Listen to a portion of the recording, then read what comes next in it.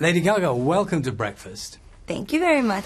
Lovely to see you, and I immediately award you the prize for the biggest hair of anyone I've ever interviewed. That's the nicest thing you've ever said to me. Thank you. Can you just talk us through the look? Well, I stopped by for fish and chips, and I just started, putting things in my hair. No, actually, I'm very inspired right now by older classical artwork, and I've been looking at the Venus de Milo, and I thought it would be fun for my fans, especially during Applause, my single now, to be the Botticelli Venus de Milo in motion. So she's coming to life through me. And you literally have crustaceans sort of in your hair? Yes, my little seashells. I'm thinking that must take a lot of work. Well, it takes a lot of glue guns and bobby pins, and we had to go deep sea diving very early in the morning to get these seashells fresh here for you and be on the breakfast show. And you very kindly donated me this little item here, just so I could kind of blend in a little bit. Well, we're more matching. Yeah, just a little bit. Yes. Can I ask you how you are? Oh, here, let me just turn it over for you because it's falling over. I'll try and do that. There you go. While I try and get that right, tell me how you are. Oh, I'm fantastic. I'm really happy, and being back in the UK has been so exciting. And yesterday during rehearsal, I just was having the best time because I just had surgery like 6 months ago, I think it was. And my muscles are still waking up as I'm dancing. Come on!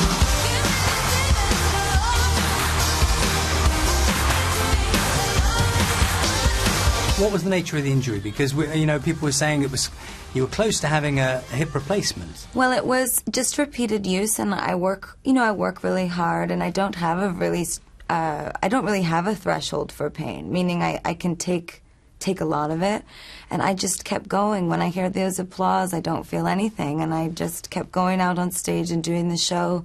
And one night in America, I just started to feel some pain, and that was after 99 shows. I had a crater in my hip and a labral tear, but it's all fixed now. And you said that you as you're on stage now, you're just sort of going through the motions, just making sure everything's working properly. Yes, well, I'm reawakening my muscles. I'm dancing the same way I've always danced, and I'm going in there with no fear, but I can feel my muscles sort of spasming and waking up as I'm dancing, and it's kind of exciting. I feel like Frankenstein. But anyone who's had a serious injury knows that feeling of, thinking, am I doing too much too quickly?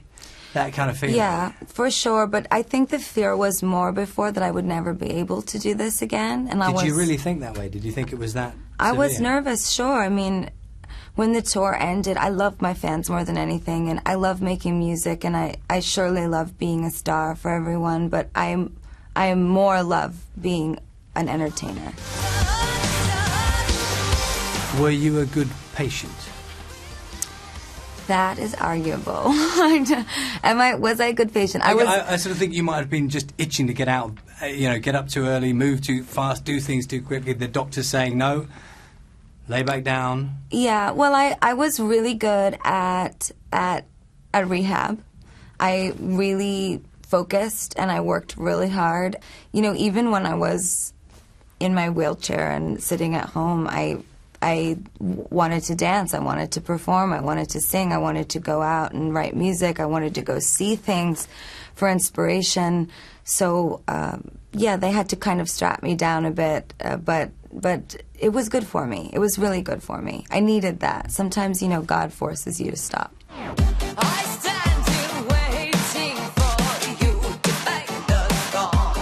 The single is called Applause, and you talk a lot about how the buzz you get from people watching you. I'm wondering, there will be a time when you don't perform anymore. I mean, I'm not talking about now, I'm talking about way in the future. And when you have such a close link, it really drives you. Do you ever think about, how you can replace that, or is it...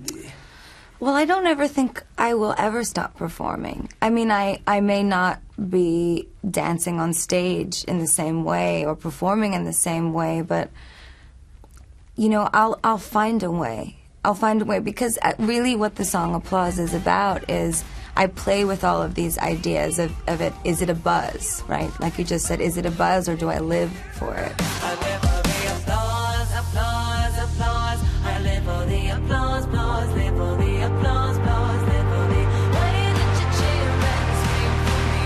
The applause, applause, applause. What I'm talking about with applause is pure adrenaline, pure love, an energy that is beyond a buzz. It's so much greater than any addiction or fixation I've ever had to overcome. It's something that is rooted in love, and that is really what I learned during this break. I learned that it's not a fix. I learned that, if only fame had an IV, baby, could I bear being away from you? I found the vein, put it in here. It's meant to be this sort of ironic, joking lyric about what people think of the performer and how we're addicted to the fame in that way. But then when we get to the chorus, I say, I live for the applause. Give me that thing that I love. Put your hands up, make them touch. And that is not a drug. That is a pure visceral reaction from the audience, and it's friendship.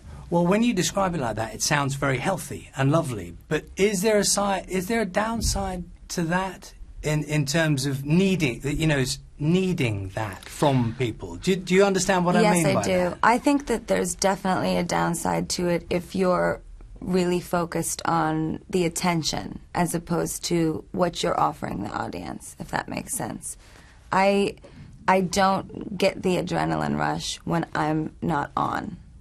When I'm good, when I know that I'm focused and I'm hammering those dance beats and I'm singing really well, that's when the applause really happened. And at the end of the tour, when I was breaking, I didn't get that same feeling. And it was because I wasn't doing the show to the best of my abilities. So there is a difference. I want to make good as a performer. My parents really instilled that in me. I don't want to just get by. I think where it becomes unhealthy is when the obsession's not rooted in hard work, when the obsession's rooted in just camera flashes and fame. When you get addicted to the fame. Yes.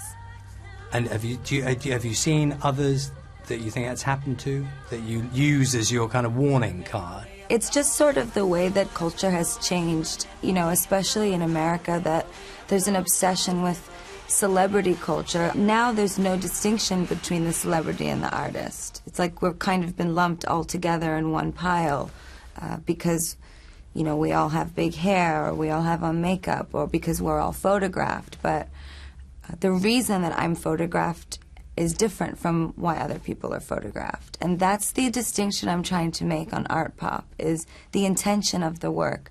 The intention of the work is not to make you love me.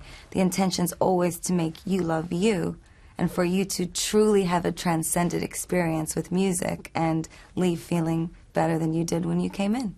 Thank you so much for your time. Be careful as you stand up. I know. I'm worried about that. I got my hair cut in your lights at least 3 times as I walked in. Thank you so much. Thank you so much.